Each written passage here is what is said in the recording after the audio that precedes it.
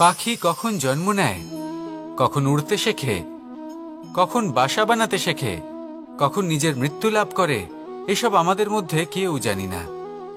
কিন্তু পাখি একটা কথা খুব ভালো করে জানে, যে এই সংসারে ও যা কিছুই করুক না কেন, এই সংসারের ওকে নিয়ে কিচ্ছু যায় আসে না। এবার আমরা কি করি? কোনো কাজ করার আগে আমরা এটা ভাবি যে এই সংসার যদি আমাকে দেখে ফেলে তাহলে কে জানে এই সংসার কি ভাববে, আমার প্রতিচ্ছবি কেমন তৈরি হবে কে জানে, কে জানে কি হবে আদি ইত্যাদি। এই সব ভাবনায় আমরা মগ্ন হয়ে যাই। কিছুটা এমনভাবে মগ্ন হই যে বর্তমানের কর্মের এই জীবনের যাত্রাপথে সেই সময়ের আনন্দ উপভোগ করতে ভুলে যাই। এবার দেখুন একটা পাখি কি করে, ওর কর্ম হলো গান গেয়ে চলা। ওই পাখি গেয়ে চলে, কেউ ওর গান শুনুক বা না শুনুক, কেউ আদৌ শুনছে কিনা সেই বিষয়টা নিয়ে সেই পাখির কিছুই যায় আসে না। সেই পাখি নিজের কর্ম করতে থাকে। হয়তো সেই জন্যই আপনি কখনো কোনো পাখিকে কাঁদতে দেখবেন না। এরকমই আপনাকে নিজেকে গড়ে তুলতে হবে। প্রথমে নিজেকে জিজ্ঞেস করুন, এই যে কর্ম আমি করতে চলেছি সেটা কি উচিত? যদি আপনার মনে হয় সেটা উচিত, তাহলে সেটা প্রমাণ করুন। এটা ভাববেন না যে এই সংসার কি ভাববে। আসুন আর আমার সাথে ভালোবেসে বলুন, রাধা রাধা। আকাঙ্ক্ষা কখন লোভে পরিণত হয়ে যায় তা কেউ বলতে পারে না। এবার তার পরিণাম কি হতে পারে তাও আমরা কেউ জানি না। আজ আমি আপনাকে বলছি, কোনো ব্যক্তি সবথেকে বেশি ক্ষতির সম্মুখীন তখনই হয় যখন সে এটা মনে করে যে সে সবথেকে বেশি সুরক্ষিত স্থানে রয়েছে। সে ভাবে যে সে সেখানে সুরক্ষিত রয়েছে। সে তখন অসাবধান হয়ে পড়ে, আর তখনই তাকে জীবনের সবথেকে বড় ক্ষতির সম্মুখীন হতে হয়।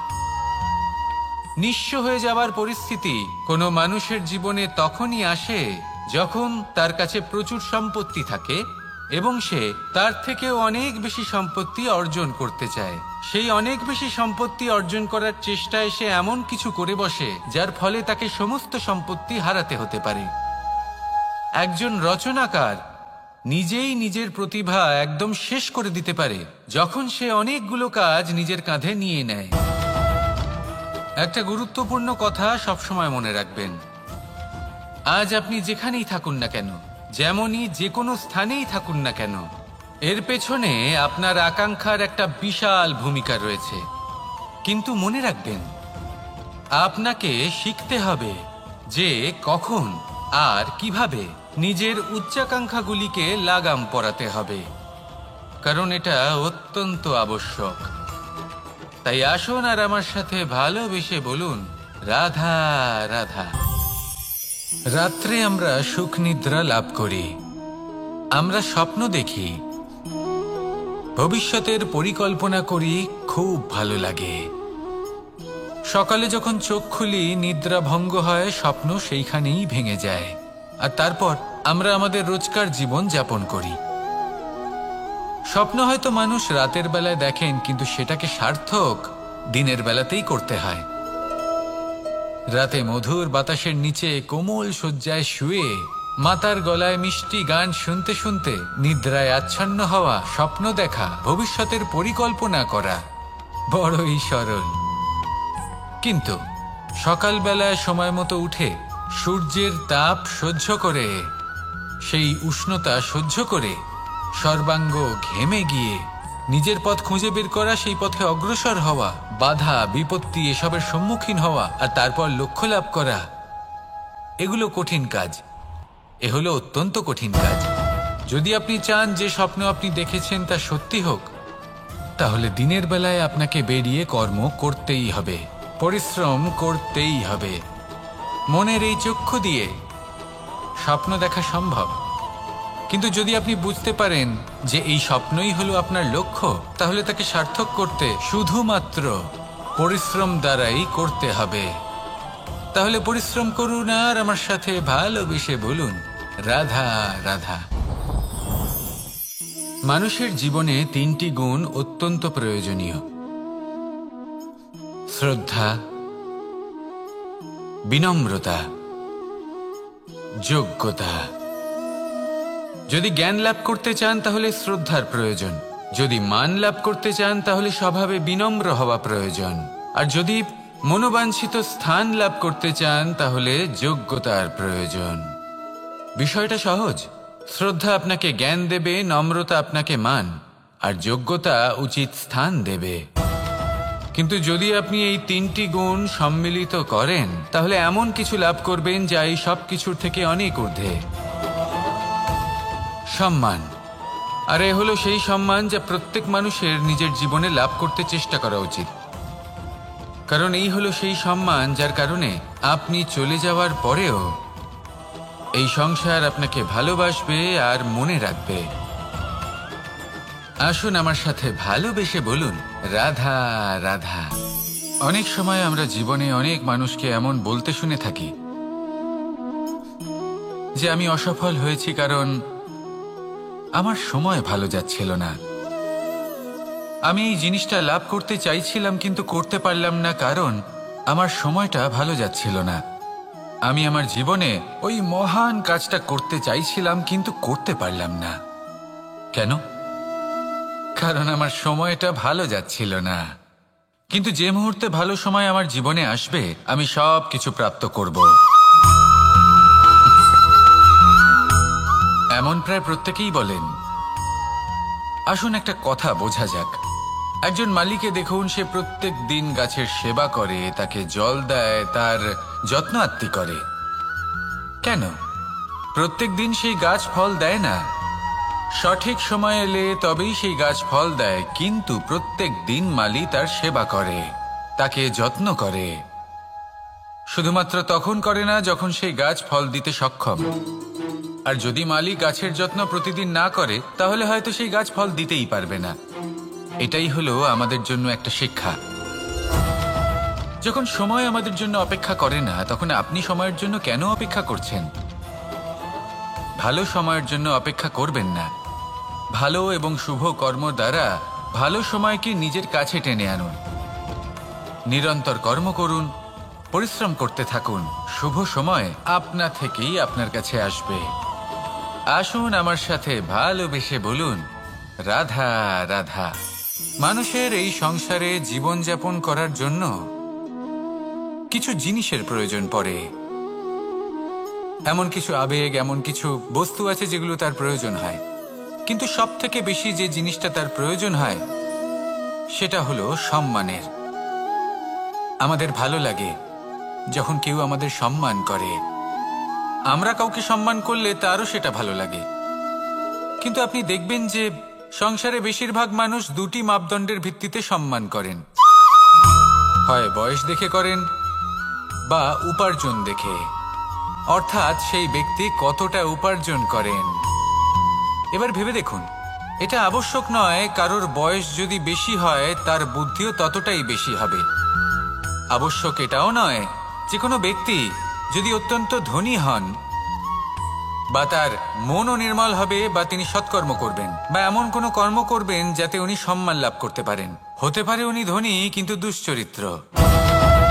সেই জন্য বয়স বা উপার্জন দেখে কোনো ব্যক্তিকে সম্মান করবেন না। কর্ম দেখুন। যদি গভীরভাবে ভেবে দেখেন তাহলে দেখবেন যদি কোনো মানুষ কোনো সৎকর্ম করেন তাহলে তার প্রতি হৃদয় থেকে সম্মান জাগ্রত হয়। এটাই হলো সেই সম্মান যা অর্জন করতে হবে। বয়স আজ আছে, কাল আরো বৃদ্ধি পাবে। উপার্জন আজ আছে, কাল সেটা কমে যেতেও পারে। কিন্তু যদি আপনি নিরন্তর শুভকর্ম করতে থাকেন তাহলে আপনি মৃত্যুর পরেও অমর হয়ে থাকবেন। আসুন আমার সাথে ভালোবেসে বলুন, রাধা রাধা। পাপ এবং পুণ্য, এই দুই হলো সংসারের এমন দুই বিন্দু যাকে কেন্দ্র করে এই সংসারের চক্র ঘুরতে থাকে। আমরা যদি কোনো কর্ম বিচার করি হয় পুণ্য নয় পাপের দৃষ্টিভঙ্গি দিয়ে, এটা হয় পুণ্য না হলে পাপ। কিন্তু এই পাপ এবং পুণ্য এই দুই নির্ভর করে প্রত্যেক মানুষের ওপর, তার চিন্তাধারা, তার পরিস্থিতির ওপর। ধরুন এমন একজন মানুষ যিনি অনেক দিন ধরে বনে পথ হারিয়েছেন, অনেক দিন হয়তো উনি কোনো খাবার খাননি। এবার এমন পরিস্থিতি চলে এসছে যে এবার যদি উনি খাবার না খান তাহলে হয়তো জীবিতই থাকবেন না। আর এমন অবস্থায় ওনার সামনে যদি কোনো প্রাণী আসে, তাহলে তাকে শিকার করা এটা কিন্তু তার কাছে পাপ নয়। এটা তো জীবিত থাকার একমাত্র উপায়। এটা তার কাছে পুণ্যসম। আর যদি আমি এমন একজন ব্যক্তির কথা বলি যিনি সরল, যিনি একটি সুখী, শান্ত, সুরক্ষিত জীবনযাপন করছেন, তার কাছে কিন্তু এটা পাপ। এইরকমই এই সংসারে ভিন্ন ভিন্ন পরিভাষা আছে পাপ এবং পুণ্যের। তার মধ্যে যদি আমি আপনাকে একটি সরল পরিভাষা দিই, সেটা হলো, জীবনে যখনই কোনো কর্ম করবেন সেটা নিয়ে একটু ভেবে দেখুন যে এই যে কাজটা আমি করছি, তার ফলে এই যে অন্য মানুষেরা আছেন এই সংসারে, তারা কি দুঃখ পাবেন? যদি তারা দুঃখ পান তাহলে সেটা পাপ। যদি আপনি এমন কোনো কর্ম করেন যার ফলে অন্যরা প্রসন্নতা লাভ করেন, তাদের মুখে হাসি ফুটে ওঠে, যদি তারা প্রেরিত হন, জীবনে সামনে এগোতে পারেন, তাদের বিকাশ হয়, তাহলে এটা হলো পুণ্য। তাই জীবনে সবসময় পুণ্য করতে থাকুন আর আমার সাথে ভালোবেসে বলুন, রাধা রাধা। বনস্পতি ফলনের জন্য আমাদের কিসের প্রয়োজন পড়ে? একটু ধরিত্রীর, একটু পরিশ্রমের, আর একটা বীজের। এবার যদি মানুষের কথা বলি, তাহলে এখানে ধরিত্রী হলো মানুষের এই জীবন, যেখানে মানুষ নিজের ইচ্ছের ফল ফুল ফলন করতে চায়। পরিশ্রম হলো আমাদের কর্ম, আর বীজ হলো আমাদের নির্বাচন। আমাদের বেছে নিতে হবে যে আমরা কি বপন করব, আম নাকি ফণি মনসা। এর মধ্যে আমরা কি পেতে চাই? রসালো ফলের ফলন চাই নাকি কাঁটার ফলন চাই, তা আমাদের উপর নির্ভরশীল। কিন্তু একটা কথা ঠিক, লক্ষ্য যেমনই হোক না কেন, জীবন যেমনই হোক না কেন, যদি আপনি লক্ষ্যের দিকে এগোতে থাকেন, তাহলে কর্মের সাথে খামখেয়ালি আচরণ করতে পারবেন না। যদি আপনি এমন করেন, তাহলে এটা আপনাকে একটা অনুচিত লক্ষ্যে পৌঁছে দেবে, সেটা কিন্তু নিশ্চিত। সবসময় এটা মনে রাখবেন, কর্মের সাথে খামখেয়ালি হবেন, অর্থাৎ কর্মফলও আপনার সাথে খামখেয়ালি হবে। তাহলে নিষ্ঠার সাথে কর্ম করতে থাকুন আর নিজের লক্ষ্যকে প্রাপ্ত করুন। আর আমার সাথে ভালোবেসে বলুন, রাধা রাধা। অগ্নি চতুর্থ তত্ত্ব, সব থেকে বেশি গুরুত্বপূর্ণ, কিন্তু তার থেকেও বেশি ভয়াবহ। কখনো অগ্নিকে নিয়ন্ত্রিত রূপে উনুনে জ্বলতে দেখেছেন? এই অগ্নি আমাদের খাবার বানাতে সাহায্য করে, যা আমাদের শক্তি প্রদান করে। কিন্তু এই অগ্নি যখন বিচলিত হয়ে, অনিয়ন্ত্রিত হয়ে কোনো বনের আগুন হয়ে ওঠে, তখন মহা বিনাশ ঘটে যায়। আপনারই অন্তরের ঊর্জা হলো এই অগ্নি। এটা আপনার শক্তিও, আপনার ক্রোধ। একে ব্যবহার কিভাবে করবেন তা আপনারই হাতে। যদি কোনো ব্যক্তি নিজের অন্তরের এই ঊর্জাকে ব্যবহার করেন শক্তির রূপে, তাহলে সে বিকাশ ঘটাতে পারে, নির্মাণ ঘটাতে পারে।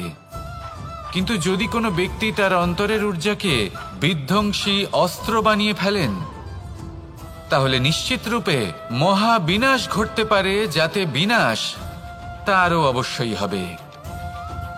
অনেক বছর পূর্বে এমনই এক আগুনের দ্বারা এই সুন্দর পৃথিবীর নির্মাণ হয়েছিল। আর অনেক বছর পূর্বে এমন এক আগুনেই সমস্ত জীব এবং সংসার বিলুপ্ত হয়ে গেছিল। এবার আপনি আপনার অন্তরের ঊর্জা দ্বারা বিনাশ ঘটাতে চান নাকি নির্মাণ ঘটাতে চান, সেই সিদ্ধান্ত আপনারই।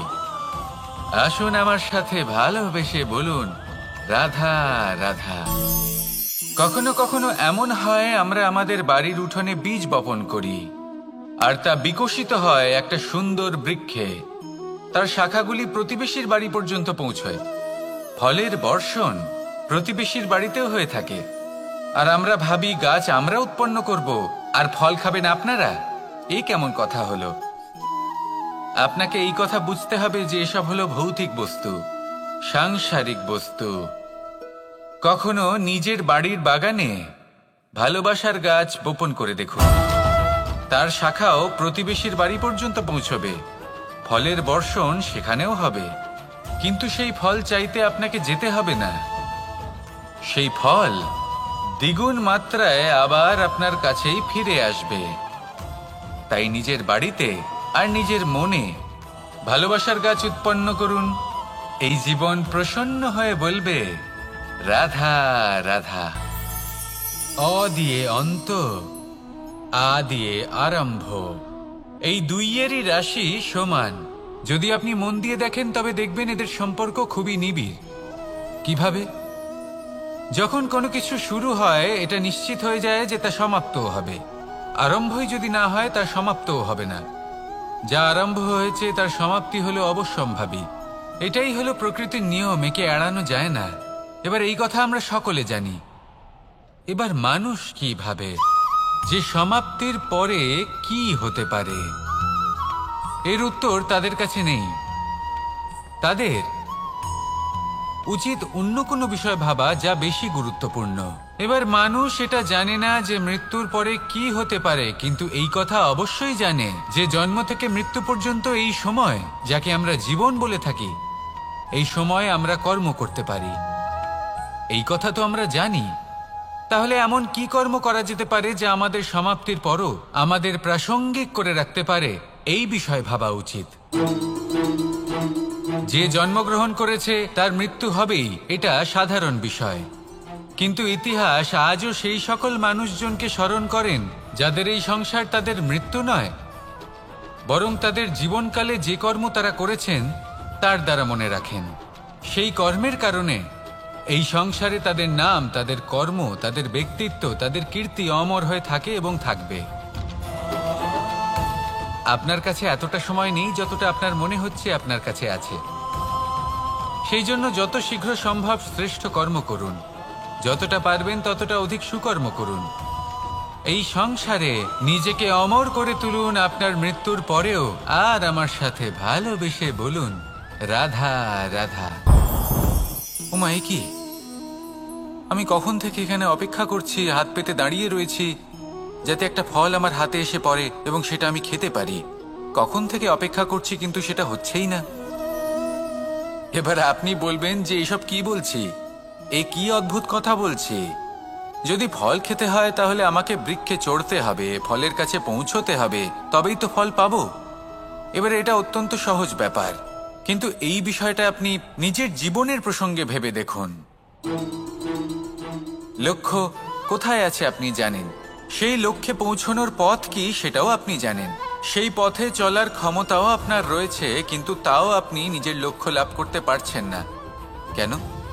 কারণ আপনি অপেক্ষা করছেন যে লক্ষ্য আপনার সামনে চলে আসবে, কিন্তু তা হয় না।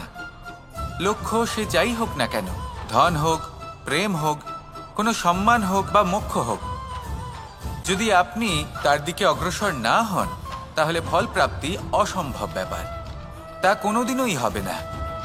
সেই জন্য আপনার চোখের সামনে আপনি যদি নিজের লক্ষ্যকে দেখতে পান তাহলে উঠুন এবং সেই দিকে অগ্রসর হতে শুরু করুন। নিজের অন্তরের সকল অশুভ গুণ দূর করুন, অলসতা ত্যাগ করুন, অজ্ঞানতা ত্যাগ করে দিন এবং চলতে থাকুন। অবশ্যই মনোবাঞ্ছিত ফল লাভ করতে পারবেন।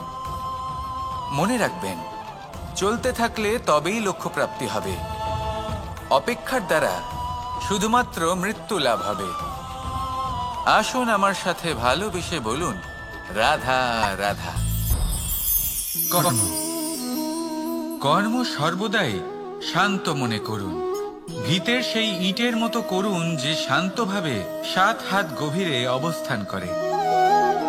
সবার চোখ যায় শিখরের সেই পতাকার দিকে, কিন্তু শিখরে থাকা সেই পতাকা প্রতীক হলো ভিতের মধ্যে থাকা সেই ইটের শক্তির, যে শান্ত মনে নিজের কাজ করে গেছে। তাই এইভাবেই নিজের কর্ম করুন শান্ত মনে, সন্তোষ ভাব নিয়ে। কলরব যা করার তা আপনার সাফল্যকে করতে দিন, কারণ যখন সাফল্যের এই জয় জয়কার চারিদিকে ছড়িয়ে পড়ে তখন কর্মের এই মৌনতা আরো শক্তিশালী হয়ে ওঠে। তাহলে আসুন আমার সাথে ভালোবেসে বলুন, রাধা রাধা। এই সম্পর্ক হলো গুরু এবং শিষ্যের। গুরু হলেন ধনুকের সেই প্রত্যাঞ্চার মতো, যিনি নিজেকে পেছনে রেখে শিষ্যকে তার গন্তব্যের দিকে এগিয়ে দেন, তাকে নিজের লক্ষ্য ভেদ করতে দেন, আর সর্বদাই কঠোর হয়ে থাকেন যাতে শিষ্য কখনোই নিজের লক্ষ্যচ্যুত না হয়। ধন্য হলেন এমন গুরু যারা শিষ্যকে নিজের গন্তব্যে পৌঁছেও দেন এবং তার সব কৃতিত্ব তাকেই দেন, নিজের শিষ্যকে, নিজের বাণকে।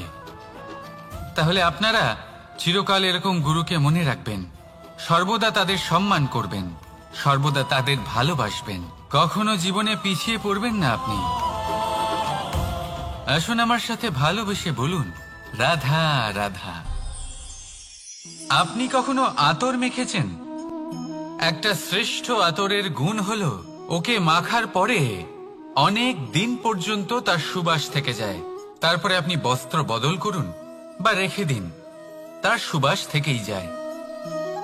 এবার ধরে নিন এই আতর হলো আপনার কর্ম, আর আপনার শরীর, আপনার বস্ত্র হলো আপনার জিহ্বা। যত শ্রেষ্ঠ আপনার কর্ম হবে তত বেশি এই সংসার আপনাকে জানবে। আপনার কর্ম যদি সর্বশ্রেষ্ঠ হয় তাহলে সারা জীবন মনে রাখবে, আর জীবনের পরেও আপনাকে ভুলবে না। এই কর্ম ধর্ম ভেবে পালন করবেন, কারণ এই চিন্তা ভাবনাই সত্য হয়ে সামনে আসে। সেই জন্য ভাবনাকে পুষ্ট করুন, যুক্তিবোধ শ্রেষ্ঠ করে তুলুন। সবকিছু নিজে থেকেই হয়ে যাবে, পথ আপনা থেকেই সামনে চলে আসবে, কর্ম নিজে থেকেই হতে থাকবে। শুধু কর্ম ধর্ম মনে করে পালন করতে থাকুন, আর আমার সাথে ভালোবেসে বলুন, রাধা রাধা। এই জীবন, এই জীবন দেখতে গেলে কিন্তু খুবই কঠিন। এই জীবন কি করি হে নারায়ণ, এটাকে একটু সহজ কি করে করে তোলা যায়, এই প্রশ্নই তো আসছে মনে। এর উত্তর স্বয়ং সেই মানুষের মধ্যেই লুকিয়ে, তার সিদ্ধান্তে, তার নির্বাচনের মধ্যে লুকিয়ে। এবার জীবনের যে কঠিন সময়গুলো থাকে সেগুলো সেই প্রসঙ্গের মতোই হয়। যেমন ধরুন, আপনি হাঁটছেন হাঁটছেন আর হঠাৎ করে পায়ে কাঁটা ফুটে গেল। এবার আপনি কি করবেন? এমনও ব্যক্তি আছেন যারা সেই কষ্টের কারণে, সেই কষ্ট পাওয়ার ভয় পিছিয়ে আসেন। এমনও কিছু ব্যক্তি থাকেন যারা সেই আঘাতে নিরাময় করার জন্য সময় নষ্ট করবেন, কতটা জানি না। এমনও কিছু ব্যক্তি থাকতে পারেন যিনি হয়তো সেই কাঁটাকে তুলে নিয়ে তার ব্যবহার গজালের মতো করবেন, তাকে দেওয়ালে পুঁতে একটা সুন্দর ছবি লাগাবেন যাতে সেই দেওয়াল আরো সুন্দর দেখতে মনে হয়। এটাই জীবনের সাথেও হতে পারে। এবার দেখুন, জীবন হলো কঠিন নাকি অত্যন্ত কঠিন সেটা গুরুত্বপূর্ণ নয়, সেটাকে সরল করার জন্য আপনি কি করছেন সেটা গুরুত্বপূর্ণ। জেনে রাখুন, আমরা সবাই মরণশীল, আমাদের সবার মৃত্যু হবে, প্রত্যেককেই এক না একদিন অবশ্যই মরতে হবে। এবার যখন সেটা হতেই চলেছে তাহলে ভয় কেন পাবো, চিন্তা কেন করব? দুশ্চিন্তা করলে কি এর সমাধান হয়ে যাবে? কখনোই নয়। যা প্রারব্ধ তা হবেই। তাই জীবন এই কিছুক্ষণ আপনাকে বাঁচার জন্য দিয়েছে, তা বাঁচতে শুরু করে দিন। জীবনে যা পরিস্থিতি আসুক তা ধন্যাত্মক দৃষ্টিভঙ্গি দিয়ে দেখা শুরু করুন। এটা যদি আপনি শিখে নিতে পারেন তাহলে আপনার এই জীবন সুখ ও প্রসন্নতা দ্বারা ভরে উঠবে। আর এই প্রসন্নতাই আপনি বলবেন, রাধা রাধা। বৃষ্টির জল যখন মেঘের দ্বারা টিপ টিপ করে ঝরে পড়ে তখন কি ভালো লাগে, তাই না? শুধু যে এই আবহাওয়া ভালো করে তুলে তাই নয়, এই মাটিতে সমাহিত হয়ে একটা অত্যন্ত সুন্দর গন্ধ উৎপন্ন করে।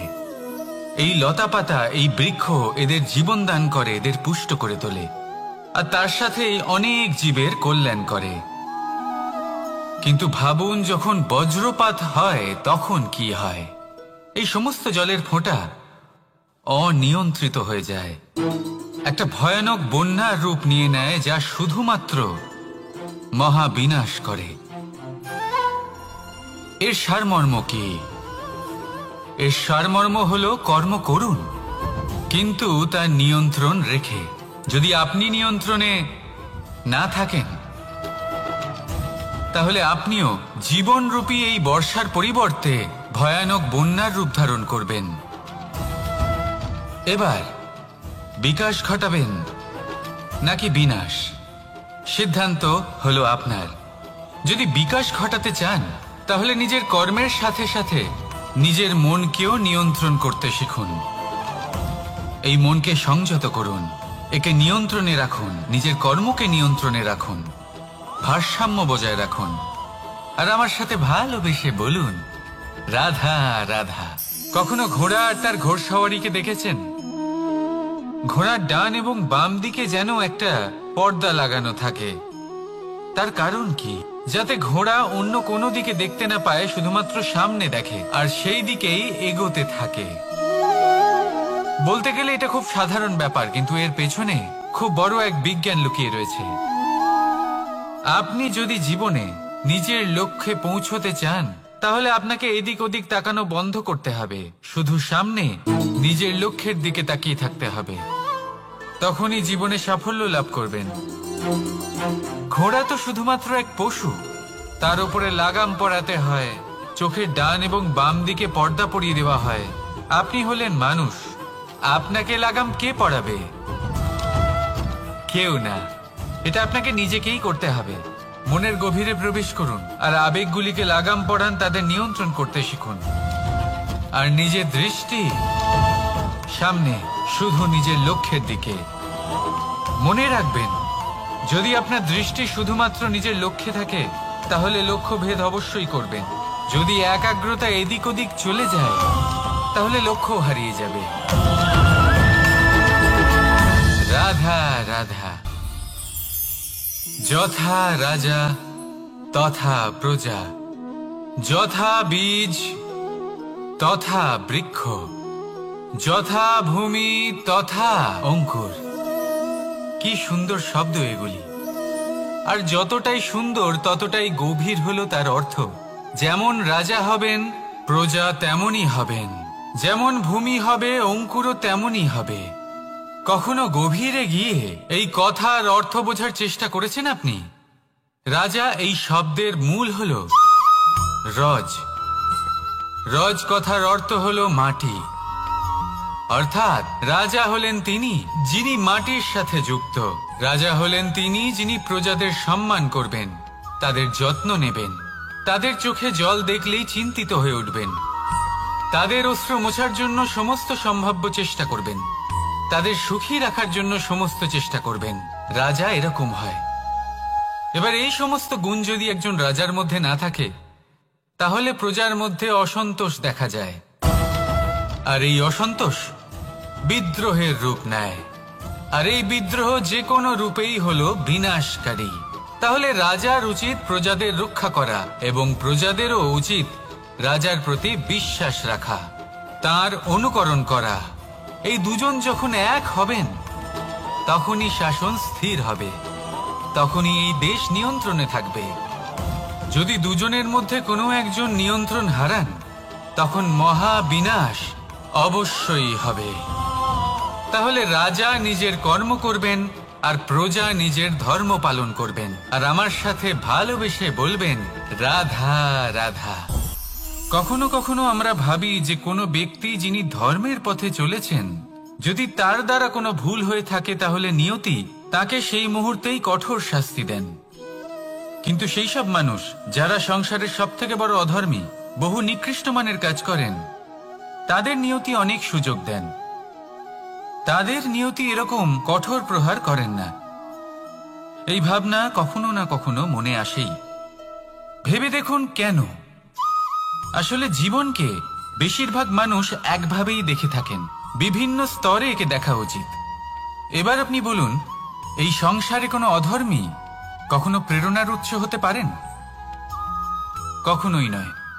যে মানুষ নিজের আত্মাকে মলিন করে ফেলেছেন তিনি এই সংসারকে কিভাবে প্রেরণা যোগাবেন? উনি নিজেই বুঝতে পারেন না কোনটা করা উচিত, ধর্ম কোনটা। তাই নিয়তি তাকে একটা সুযোগ দেন, এটা বোঝার সুযোগ দেন যে কোনটা উচিত, কোনটা ধর্ম। সুযোগ দেন নিজের বিবেক জাগিয়ে তোলার, তাকে সুযোগ দেন নিজের অন্তরাত্মার ডাক শোনার। যখন তাতেও কাজ হয় না তখন নিয়তির কাছে একটাই পথ বাকি থাকে, আর তা হলো মহাবিনাশ। মহাবিনাশ হয়তো দেরিতেই আসতে পারে, কিন্তু তা অবশ্যই আসবে। আর যখন মহাবিনাশ আসে, তখন মহাবিনাশের যন্ত্রণা সমগ্র মানব জীবনের যন্ত্রণার থেকে অনেক বেশি হয়। এই কথাটা সবসময় মনে রাখবেন। আর অন্যদিকে যে মানুষ ধর্মের পথে চলছেন, তার দ্বারা যদি কোনো ভুল হয়ে থাকে, তখন নিয়তি তার পরীক্ষা নেন। কিছুক্ষণের জন্য মানুষের মনে হতে পারে নিয়তি তাকে কঠোর শাস্তি দিয়েছেন, কিন্তু সময়ের সাথে আমরা সবাই দেখি যে যখন সেই মানুষ সেই পরীক্ষায় উত্তীর্ণ হন, এই সমস্ত সংসারের জন্য প্রেরণার উৎস হয়ে ওঠেন। অর্থাৎ নিয়তি প্রত্যেক মানুষকে তার কর্ম অনুসারে উচিত ফলও দেন, উচিত শাস্তিও দেন। পার্থক্য হলো শুধুমাত্র সময় আর আপনার দৃষ্টিভঙ্গি।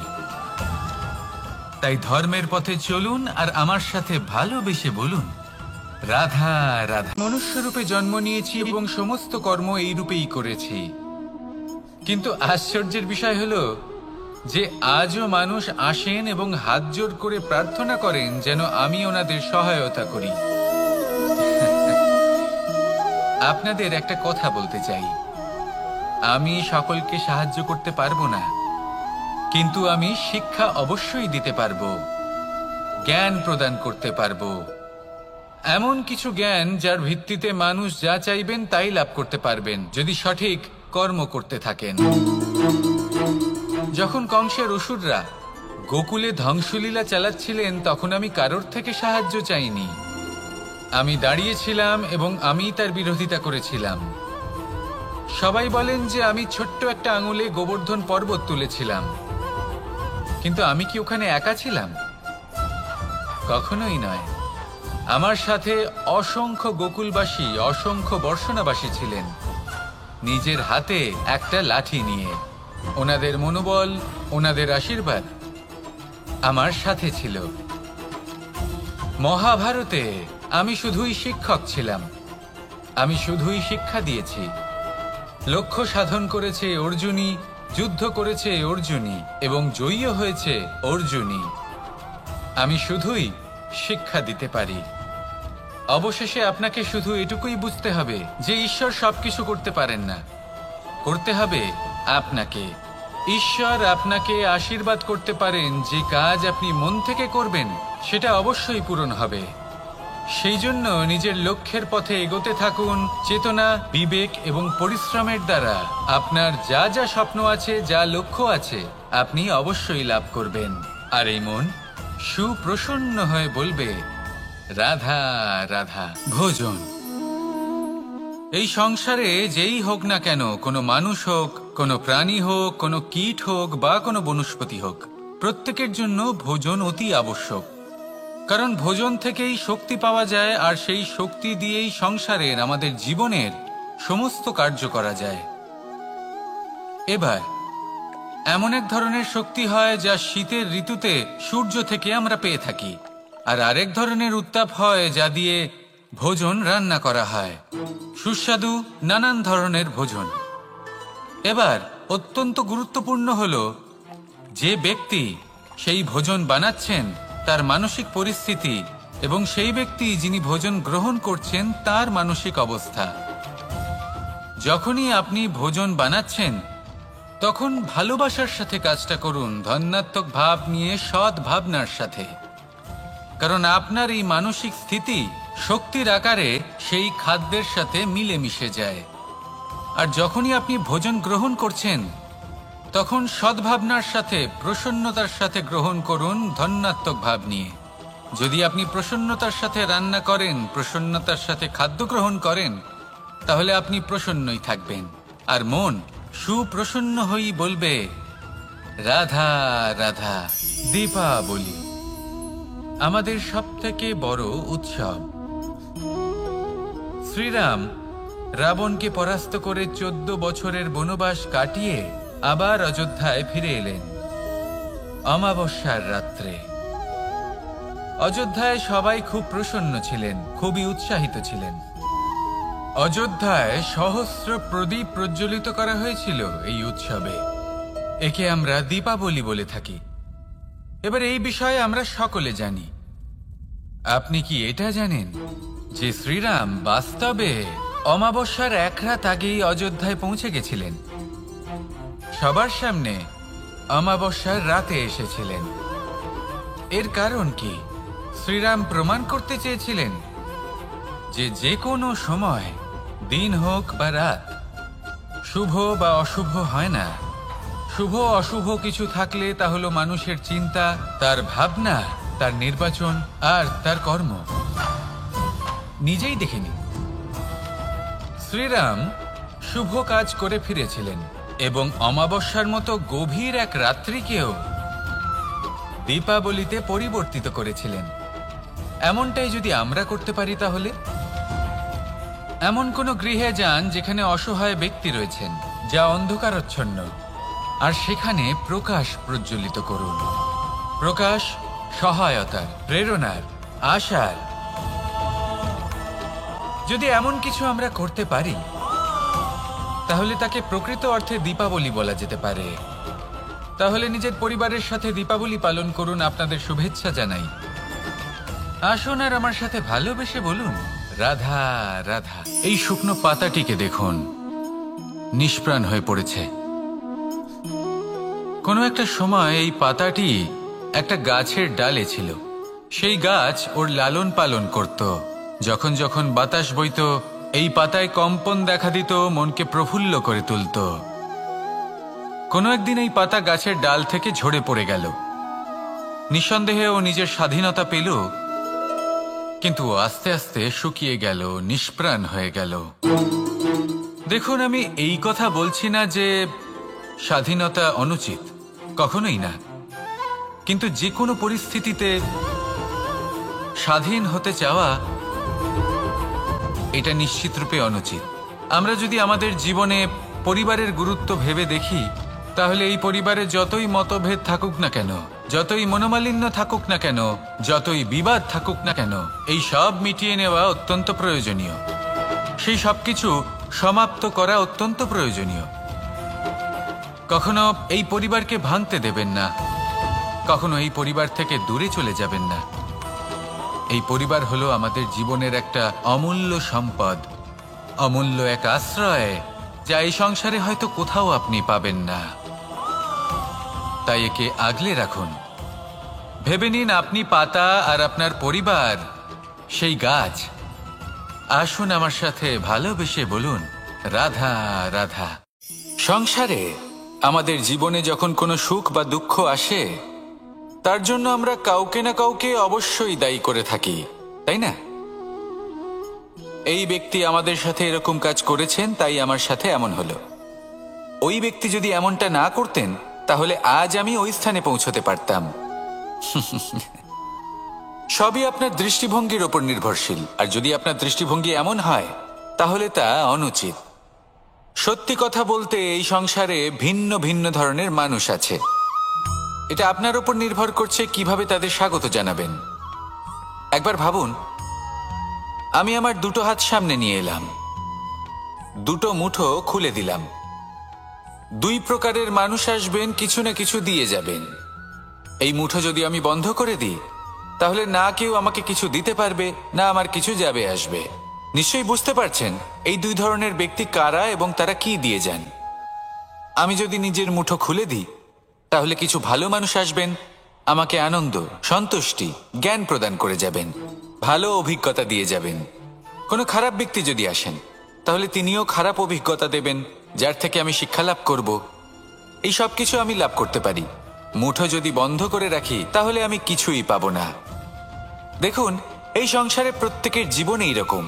প্রত্যেকের জীবনে সবকিছুই আছে, ভালো খারাপ দুই মানুষই আছে। ভালো অভিজ্ঞতা আছে, খারাপ অভিজ্ঞতা আছে। নির্ভর করছে আপনার উপর যে আপনি কি করবেন।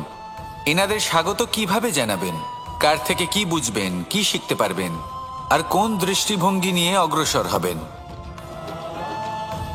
এটাই নির্ধারণ করবে যে আপনার জীবন কেমন হবে।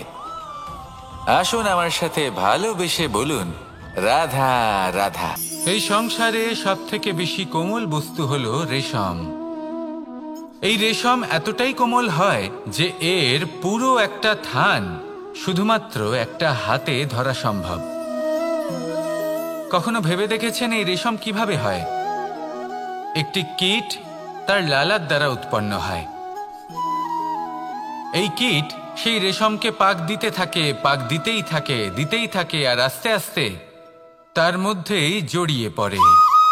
শেষে ওর এই সুন্দর অমূল্য সৃষ্টি রেশমের এই সুতো, তার নির্মাণ কার্য পূর্ণ হয়। কিন্তু তাতেই ও নিজে বন্দী হয়ে যায়। নিজেরই মায়াজালের এই বন্দী গৃহে নিজেই ফেঁসে যায়। এবার এই সুতোকে ব্যবহারযোগ্য করে তোলার জন্য এই কীটগুলিকে এই কবচের সাথেই ফুটন্ত জলে ফেলে দেওয়া হয়। এই সংসারে যদি আমাদের স্বপ্ন এই সংসারের দুঃখ হরণ করার জন্য, এই সংসারে সুখ বিতরণ করার জন্য হয়, তবেই আমাদের প্রগতি সম্ভব। যদি আমাদের এই স্বপ্ন শুধুই আমাদের এবং আমাদের স্বার্থ সিদ্ধির জন্য হয়, তাহলে এই স্বপ্ন আমাদের অন্ধ করে দেবে, আমাদের অন্ধকারের পথে নিয়ে যাবে, আর আমরাও সেই কীটের মতো হয়ে যাব। নিজেদেরই মায়াজালে আমরা নিজেই ফেঁসে যাব, আর শেষে আমরা যদি কিছু লাভ করি তা হবে একাকিত্ব, অন্ধকারময় মৃত্যু। তাই স্বপ্ন অবশ্যই দেখুন, কিন্তু এমনভাবে স্বপ্ন দেখবেন না যে তার এই বন্দিগৃহে আপনি নিজেই ফেঁসে গেলেন। স্বপ্ন দেখুন পরোপকারের, পরমার্থের, সবাইকে উদ্ধারের, অন্ধকারের নয়। তবেই কল্যাণ হবে, আর তবেই এই হৃদয় প্রসন্ন হয়ে বলবে, রাধা রাধা।